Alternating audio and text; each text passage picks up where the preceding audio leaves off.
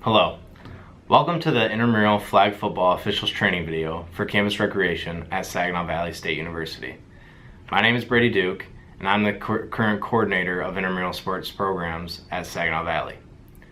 This video was created by myself to build a more effective core of officials for the Intramural program. We send this video to all prospective employees as part one of the training process. Candidates are further tested on the content of this video, both on paper and in practice.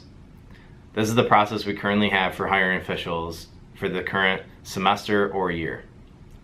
Before we begin, I want to note that all rules are governed by myself and the Director of Campus Recreation at SVSU in conjunction with the rules books of the NFHS and the NCAA.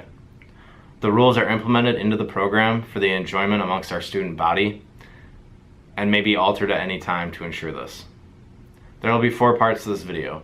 The first will cover some pregame guidelines and specific rules we have in our program. Once complete, the second section will be about the proper placement of officials and their specific duties on the field. Signal techniques will be covered in part 3, and in part 4, a proper captain's meeting will be demonstrated. Before we begin, please feel free to reference the rules document and the training PowerPoint to follow along during the video. You should have received this via email from myself or the current coordinator. Please note that this video is supplemental to the training PowerPoint and may not be substituted for it in any matter.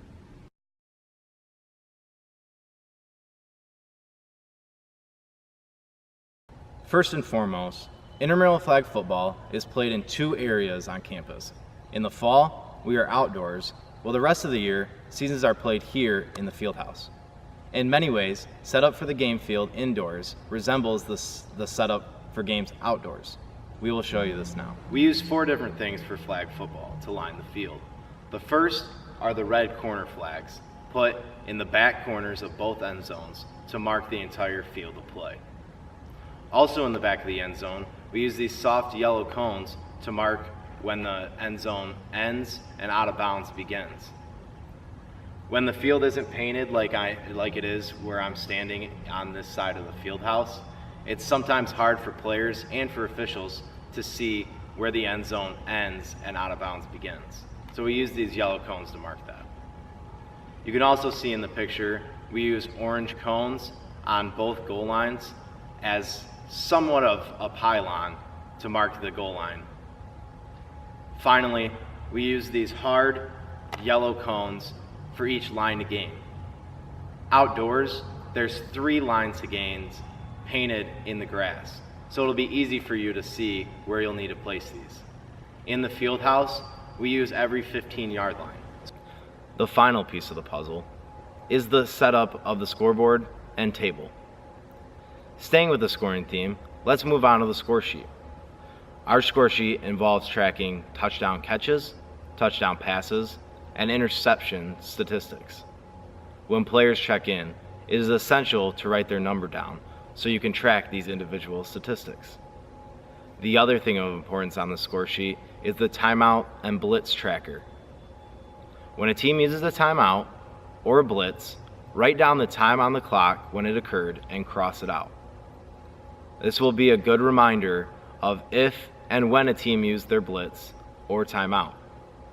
It is also the job of the officials to notify the scorekeeper if a team uses a timeout or use their blitz on the previous play. As far as everything else on the score sheet, don't worry about that right now. That'll come in later training. There's one other major rule regarding the field of play, and that is the hash marks, or what we call the running zone.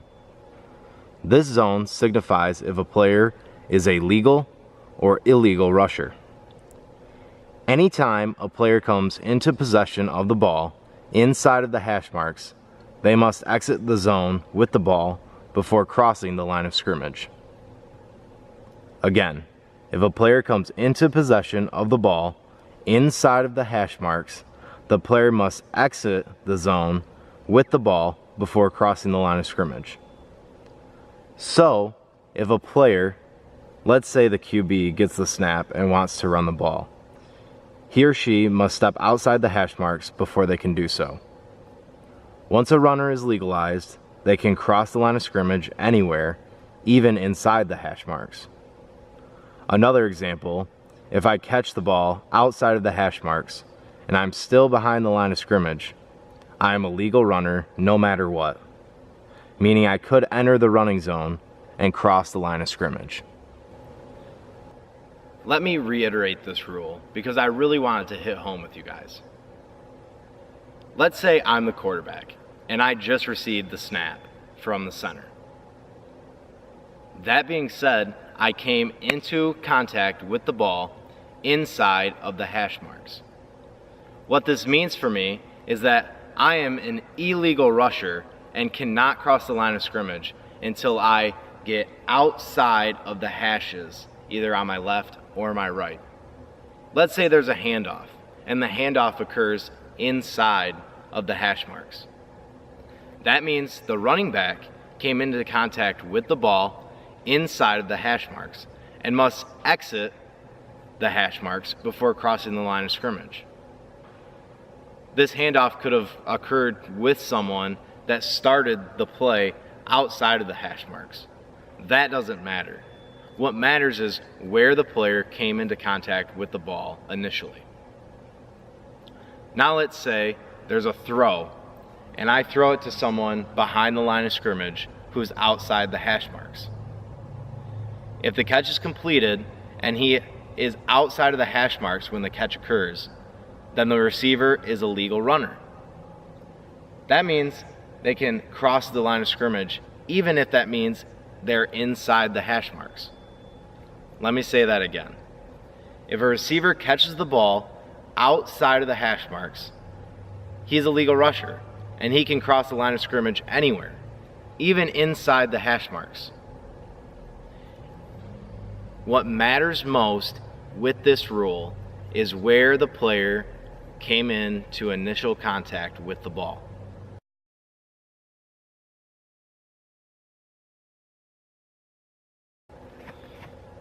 Before we begin, I want to talk to you guys about a common term we use. We call field coverage.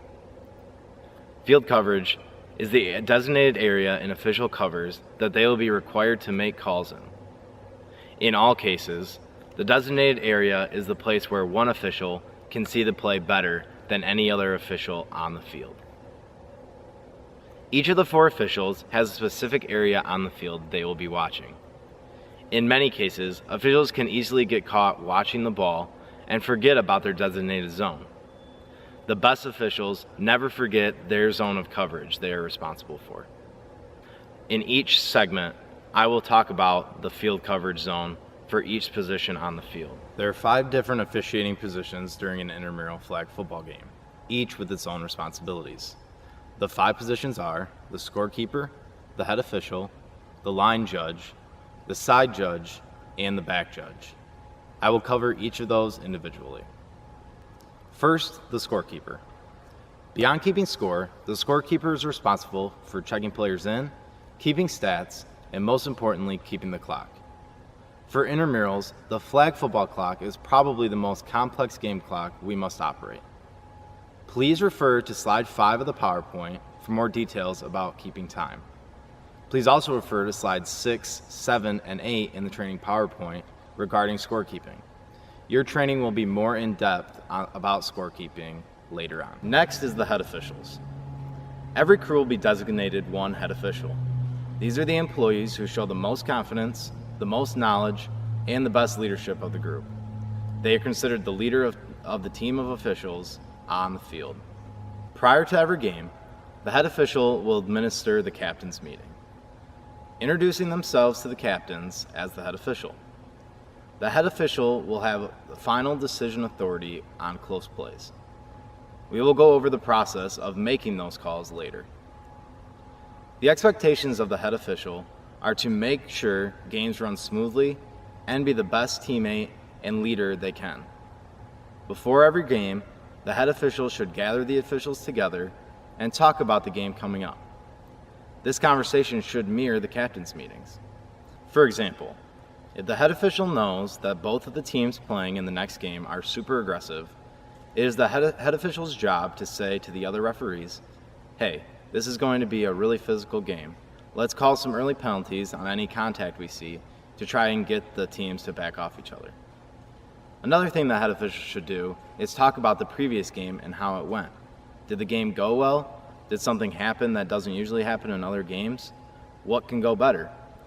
The head official's job is to make sure that the officials on their team get better with every game they officiate. All right, guys, that was a pretty smooth game. That went well.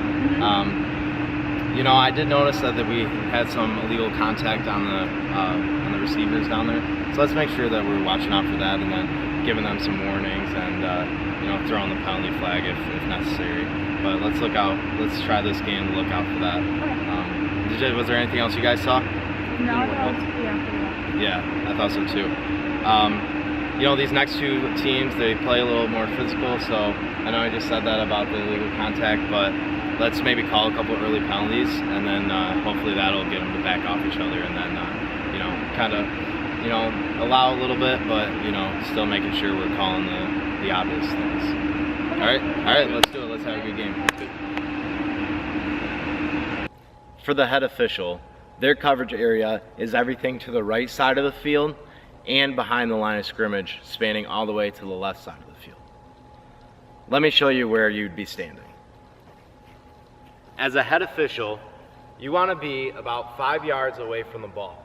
However, you also need to make sure you line up depending on where the quarterback is.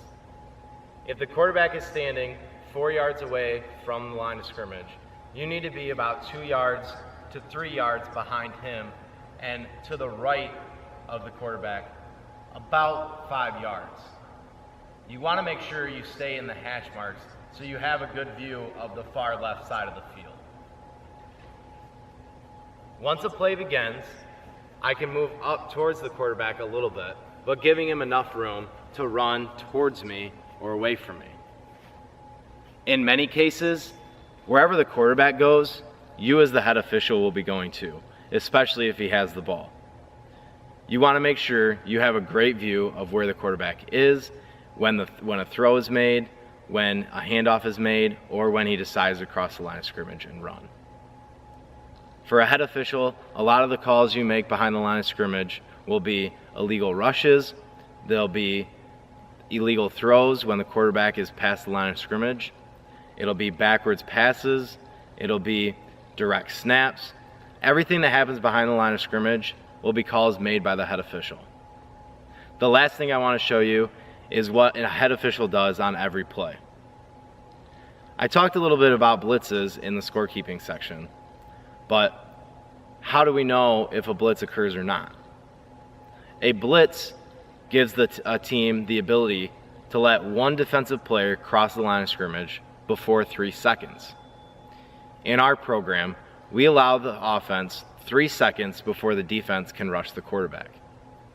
It is my responsibility as the head official to count these 3 seconds out for the defense and the offense so they know when it is okay to cross the line of scrimmage. Let me show you the example.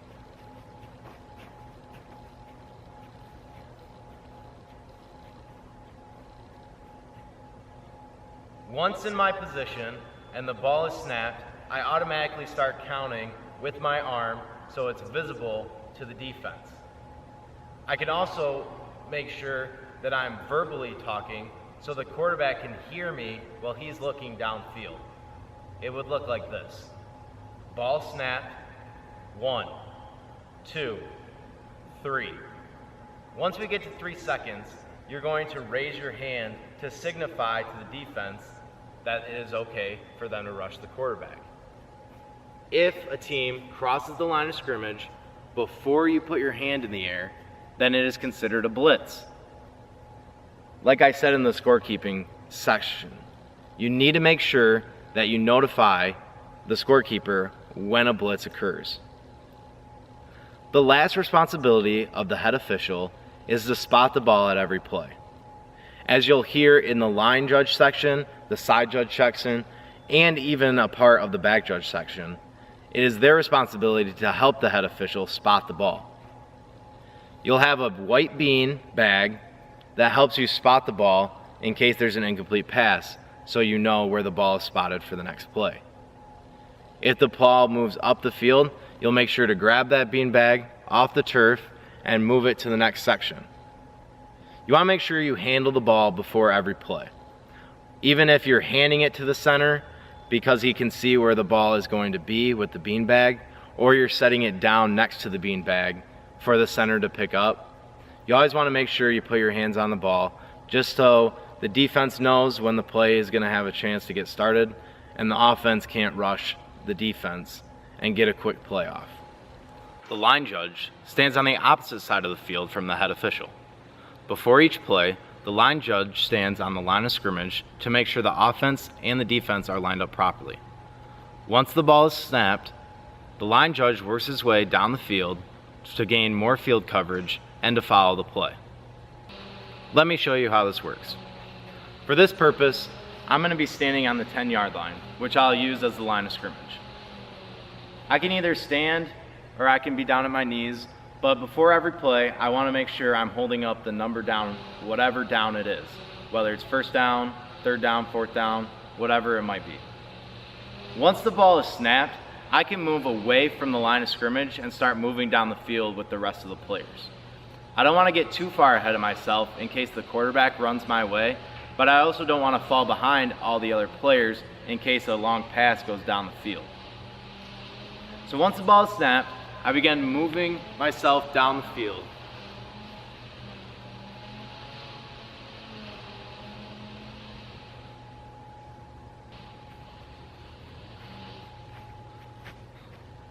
The primary responsibility of the line judge is to help the head official spot the ball. That's why it's important that you get down the field to follow the play. For coverage purposes, the line judge has a large area to cover, which is basically the entire left side of the field. Typically, you have about 10 yards of range between either side of you. So as the play moves, you want to be moving as well so you have the best view of the play as possible. You always want to make sure that your eyes are on the field at all times. The best way to ensure this is to keep your back parallel to the sideline at all times. The primary responsibility of the line judge is to help the head official spot the ball.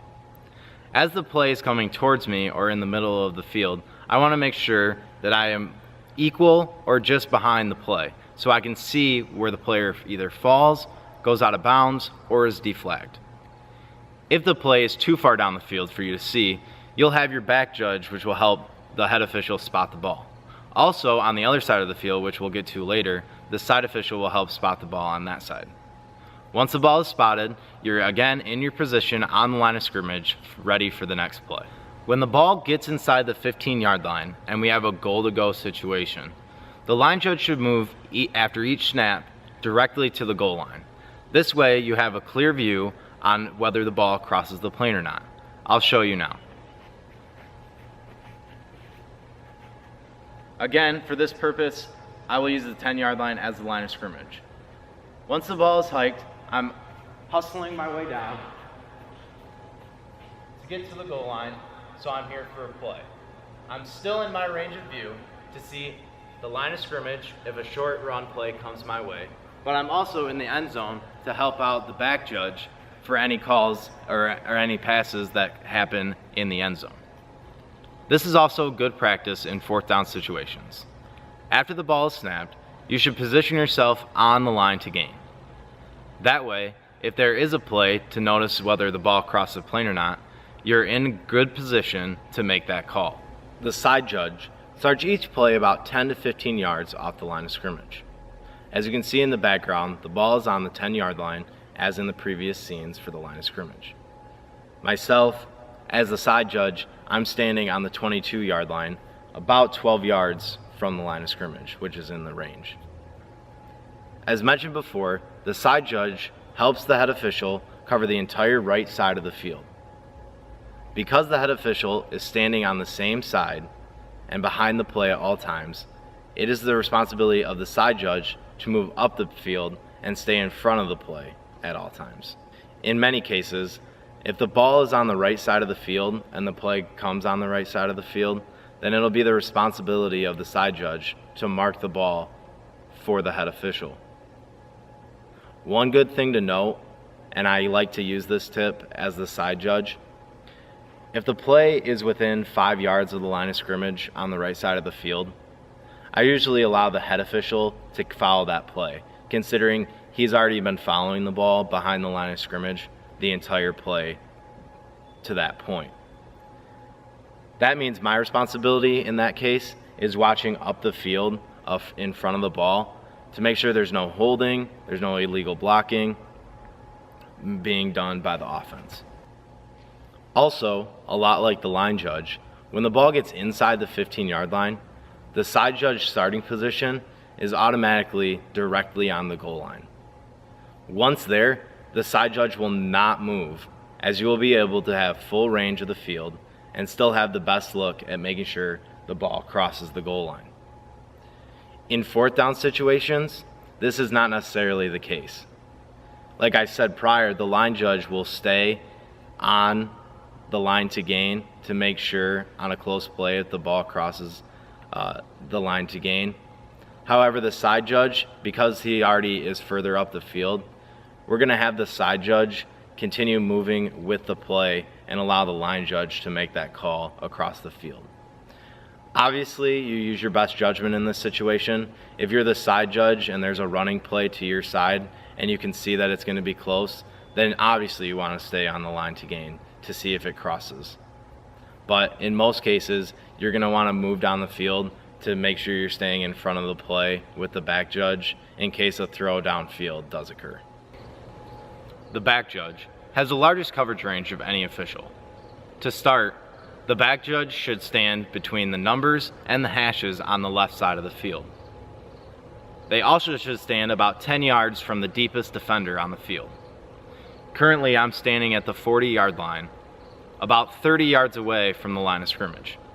In some cases, I could stand as far as 50 to 60 yards away from the line of scrimmage, depending on how the defense stands.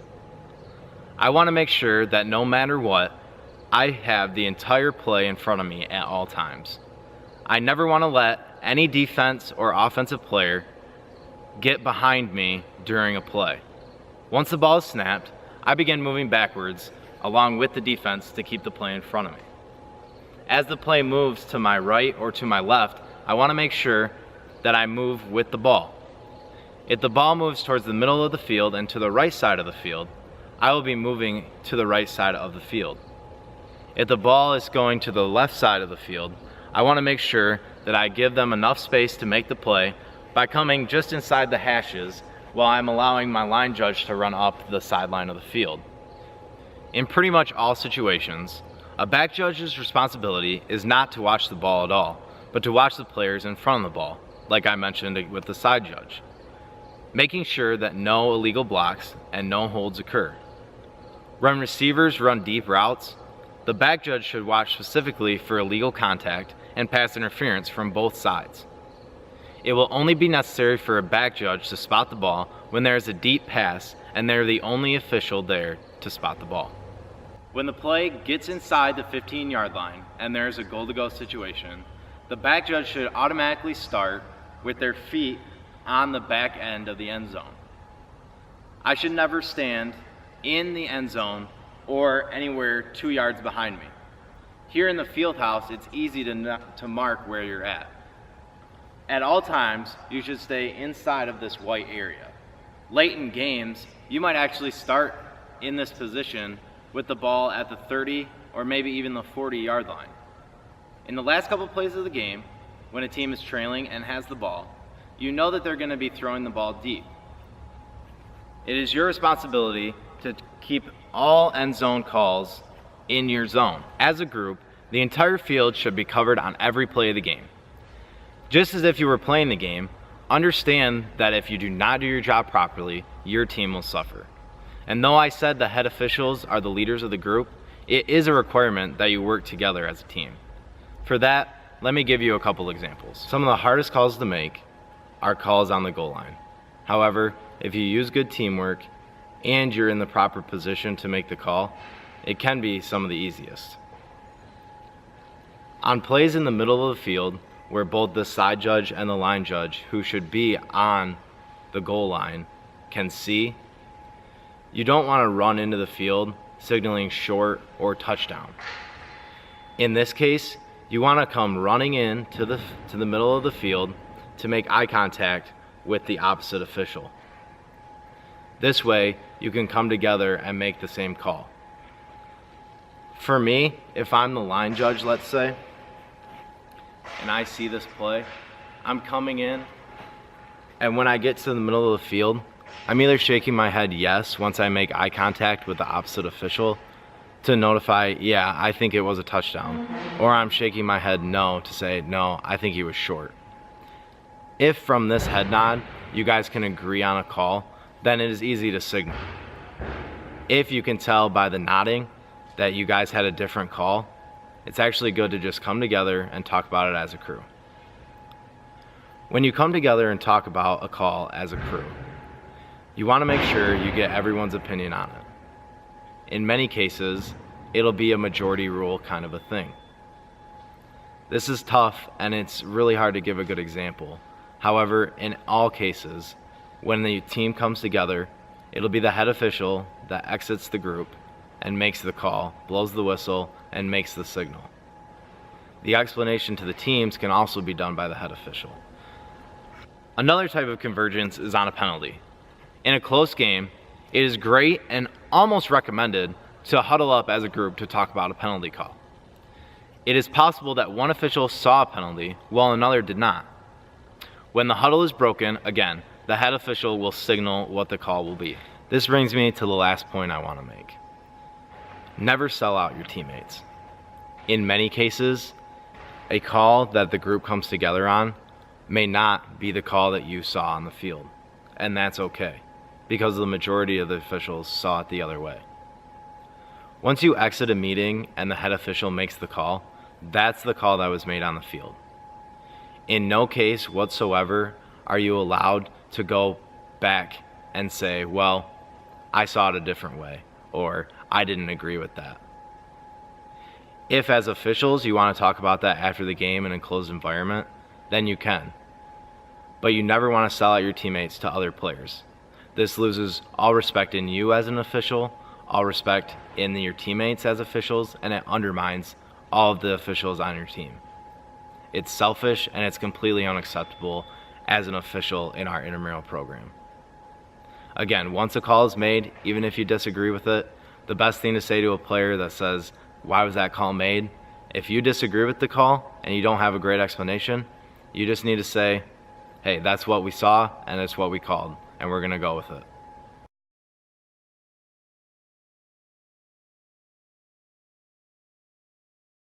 Let's now cover the signals you will use in our flag football program.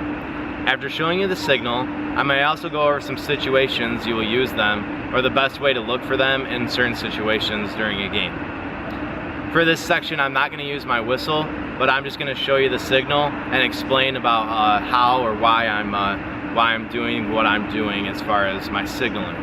We'll go over whistle techniques in further training later on down the road. And actually in flag football, most penalties don't actually even have a whistle, as they happen during the play, and we allow the play to continue the rest of the play before we make that penalty call. So with that, I'll start. There's about 19 different signals that we're going to be going over, so pay attention here. The first one we're going to use is to start the clock. It's just a simple hand in the air, and then you're winding a couple of times to signal to the scorekeeper who's keeping the clock that we are starting. In some cases, after timeouts at the beginning of the game, or in the last 2 minutes of the game where the clock is stopped and you're going to be starting it, this signal actually comes after the snap. So, for example, if we're in the last 2 minutes and somebody ran with the ball out of bounds and the clock is stopped, you're actually starting the play as the head official with your hand in the air, and then once the play is snapped, you're winding once to signify to start the clock. The second one is if a timeout happens or you have to stop the clock. So if that being the case, and this can go for all officials, you're coming in with your hands waving like this to signify to stop the clock.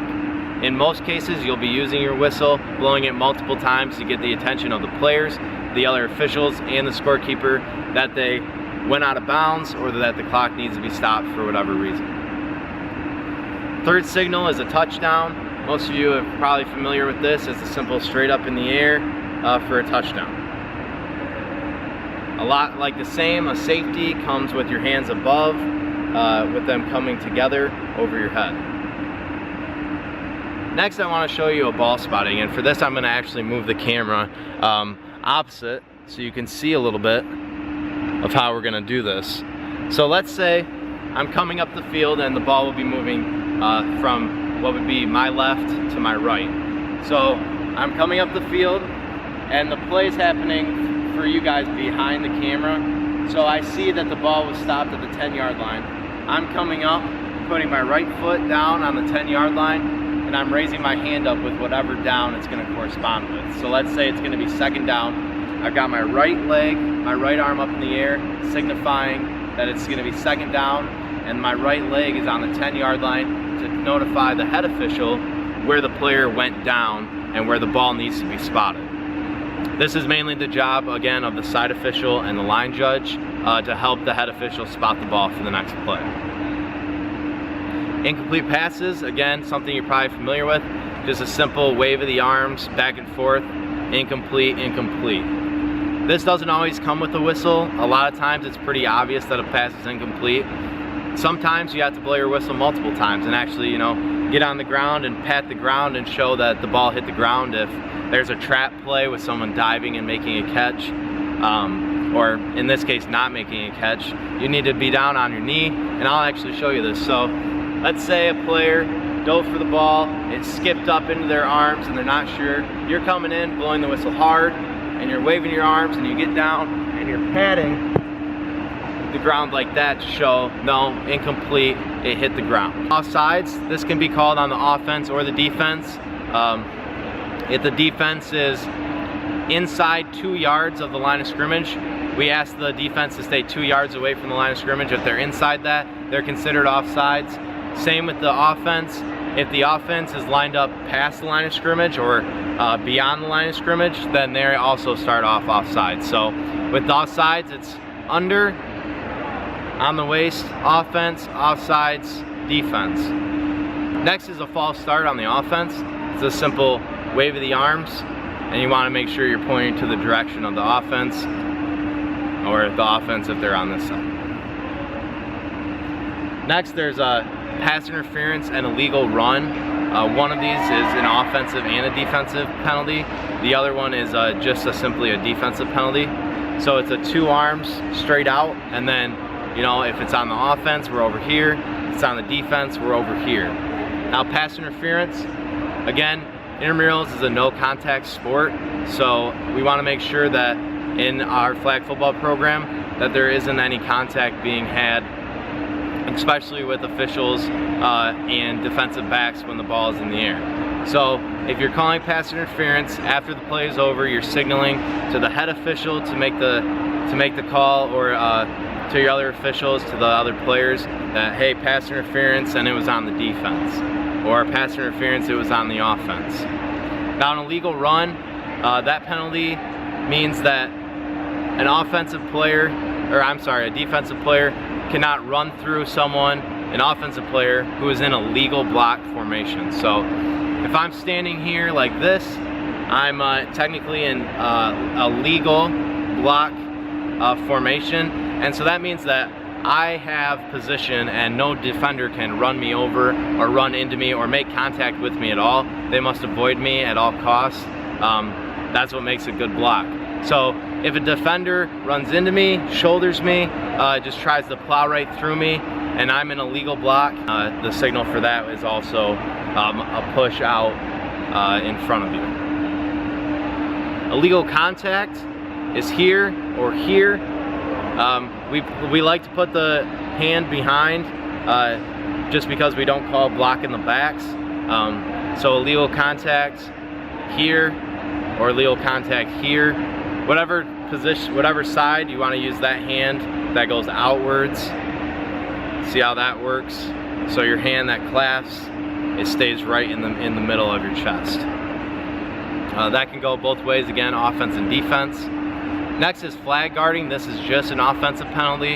Anytime the ball carrier has the ball, they cannot put their arms or the ball down by their side, or they can't stiff arm to try and keep people from unattaching their flag belt.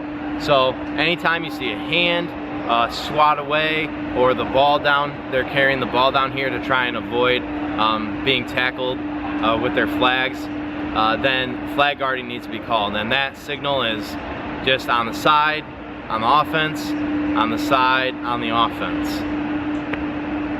Next is illegal touching or an illegal run. This illegal run is on the offense, and also illegal touching is when a wide receiver or a back runs out of bounds on their own account and then come back into the field of play and are the first ones to touch the ball. So what that means is, you see this especially in the back of the end zone. If a player runs outside in the out of bounds area of the end zone and comes back into the end zone and then catches a touchdown pass, that's actually a penalty, not a touchdown, as it's considered illegal touching. Because the player ran out of bounds, they cannot legally come back in and be the first player to touch the ball. So the signal for that is touching here on the offense, touching here on the offense. Same thing with an illegal run, and we've talked about this in depth in this video. An illegal run on the offense is anything that happens in the inside the hash zone, where they run straight through without becoming a legalized runner by exiting the hashes. So in that case, the whistle blows the play dead immediately if that happens. Illegal touching, or illegal run. Next is an illegal block. I just showed you a legal block. To be a legal block, you want to make sure your hands are down to your side or at your chest, your legs are about shoulder width apart, and your arms are not reaching out to the side, and you're not moving at all. You cannot move laterally, you cannot move back and forth, you must stand completely still. If at any point a player puts their arm out this way, or tries to lean in to get the defense to make contact with them to get in their area, that is considered an illegal block. And the signal for that is just here, chop at the waist, and then chop at the waist on the offense, chop here, offense. Illegal block, offense, illegal block, offense. Next is holding or grabbing clothing. This is a defensive penalty in most cases. So a lot of times when a player tries to reach for a player's flag, sometimes they grab a hold of the shirt, and if that happens, they need to make sure they let go of the shirt or their shorts immediately. If they continue to hold on and try and grab with their other hand the flag belt, that is a penalty on the defense, and 5 yards is actually added to the end of the run. So the signal for that would be holding, defense, holding, defense. Again, and I'm making sure that whatever direction I'm pointing to, I'm using that fist as my holding, so that this hand stays right at my chest at all times. Next, and I'm gonna have to back up for this one, is tripping. If anybody ever gets tripped, this could be offense or defense, it is a penalty, and the signal for that is to put your leg behind your leg like this in both cases. So if I'm tripping here, pointing that way, trip here, pointing that way. Now, if there's ever any sportsmanlike conduct, the call for that is 2 arms straight out, and then you're pointing to the side. So unsportsmanlike conduct, offense. Unsportsmanlike conduct, defense, or whatever way they're going. Now, if a player, because of an unsportsmanlike decision, is disqualified, then you need to make sure that you're going unsportsmanlike conduct and the player is ejected. And that is just a thumb up over your head. You want to make sure it's on the same side that you pointed to. So unsportsmanlike conduct, offense, that player has been disqualified. Unsportsmanlike conduct, defense, that player has been disqualified. Another thing that goes with that call, so there was really 3 parts to that. So with an unsportsmanlike conduct, we document that in our program. So when that happens, you need to make sure you're telling the number to the scorekeeper. So let's say we had an offensive unsportsmanlike conduct call on number 5. So the call in total would be unsportsmanlike conduct, offense, number 5. That's number 5. And then that's it. Unsportsmanlike conduct on the defense, number 4. That's number 4. Now there's a disqualification. Unsportsmanlike conduct, offense, number 5. Number 5 has been disqualified from the game.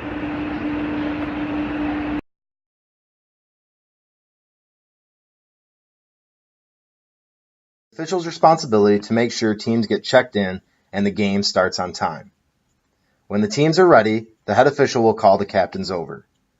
Before the captains meeting, it is good to study who is playing who and to discuss this in the officials meeting prior to the game. When doing this, consider the following questions.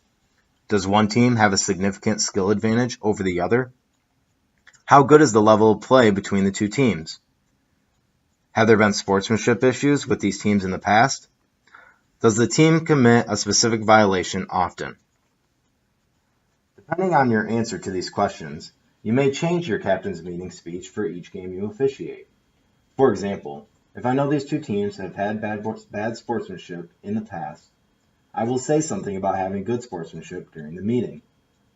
If I know one or both of the teams play aggressively, I will mention that me and the officials will be watching this during play.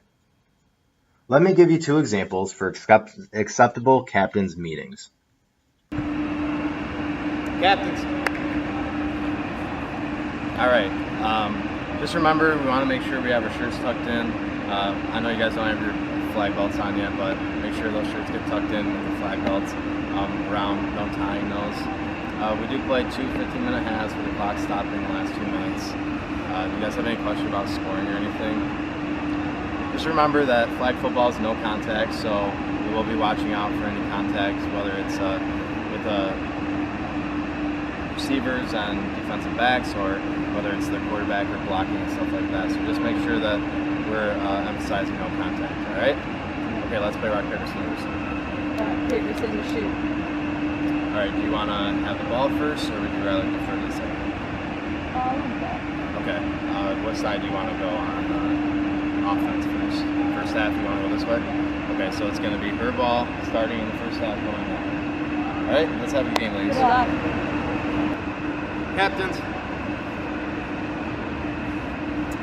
All right, before we get started, you guys both know that last game got a little heated, so let's just make sure that we show good sportsmanship. I know you guys want to be competitive and be playing out here, but if anything happens, just direct questions to me. My name's Brady. I'm the head official for tonight's game, so let's just try and have a good game there. If you guys have any questions about the rules, obviously we want to make sure that our shirts are tucked in with the flag belts. Don't tie those. There's the clip. Other than that, just remember it's no contact, so we'll let you guys play a little aggressive, but anything too over the top, we're going to start calling stuff, all right? So let's keep that under control. Anything else? Okay, let's play rock, paper, scissors. Rock, paper, scissors, shoot. All right, would you like to start with the ball or defer to the second? Okay, do you want to start with the ball then? Okay, what side of the field would you like to start on? So go that way first half? Yep. All right, so it's going to be your ball starting in the first half, going that way. All right? All right, let's have a good luck. Thanks. Notice how I address the most important thing in both captains' meetings? This is a small thing, but it actually is what makes turns a good official into a great official. Understanding the teams that are about to play and understanding what you need to look for helps your team of officials and you as an official yourself and the players, because they know that, okay, they're already on to me and as a team, so we need to be on our best behavior.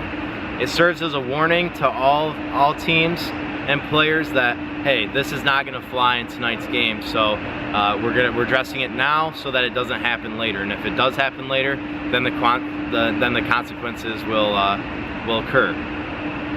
So to recap, we've talked about signals, we've talked about some of the important rules that we've gone over, we've talked about proper placement of officials, and finally we've talked about the captain's meeting. Before we go, I encourage you to pull out your whistle, practice your signals, and practice administering a captain's meeting. This video gives you the tools you'll need to be a successful flag football official in the intramural program. But just like playing the sport, officiating takes practice too. Thanks for watching, everyone.